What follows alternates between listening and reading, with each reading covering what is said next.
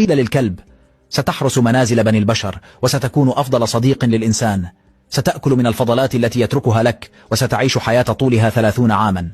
فقال الكلب: 30 سنة كثيرة، أريد فقط 15. فكان له ما أراد. قيل للقرد: ستتأرجح من غصن لغصن، وتقوم بعمل الخدع لإضحاك الآخرين، سوف تعيش حياة طولها 20 سنة. قال القرد: 20 سنة كثيرة، أريد فقط 10 سنوات. فكان له ما أراد. قيل للحمار: ستعمل دون تذمر من طلوع الشمس لمغربها، وستحمل فوق ظهرك أحمالا ثقيلة، وستأكل الشعير، ولن تتمتع بأي ذكاء، وستعيش حياة طولها 50 سنة. قال الحمار: سأكون حمارا، ولكن 50 سنة كثير جدا، أريد فقط 20 سنة. فكان له ما أراد. وقيل للإنسان: أنت المخلوق الأكثر ذكاء على وجه الأرض، وستستعمل ذكاءك لتجعل منك سيدا على باقي المخلوقات، وتعيش حياة جميلة لعمارة الأرض، وسوف تعيش حياة طولها 20 سنة.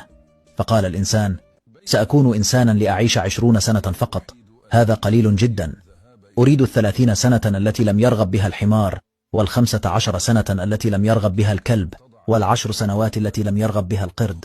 وكان له ما أراد. ومنذ ذلك الزمان يعيش الإنسان 20 سنة كإنسان حتى يتزوج، بعدها يعيش 30 سنة كالحمار، يكد ويعمل من طلوع الشمس لمغربها، ويحمل الأثقال على ظهره. وبعدما يكبر الأبناء يعيش 15 عاما كالكلب، يحرس المنزل ويغلق الأبواب والكهرباء، ويأكل أقل الطعام أو من الفضلات التي يتركها أبناؤه. بعدها عندما يشيخ ويتقاعد يعيش 10 سنوات كالقرد، يتنقل من بيت لبيت، ومن ابن لآخر، أو من بنت لأخرى، يعمل الخدع ويسرد الحكايات لإضحاك أحفاده وحفيداته. فلماذا التكبر يا ابن آدم؟ رغم قسوتها، لكن فعلا هذا الحال الذي نعيشه. ارحمنا برحمتك يا أرحم الراحمين.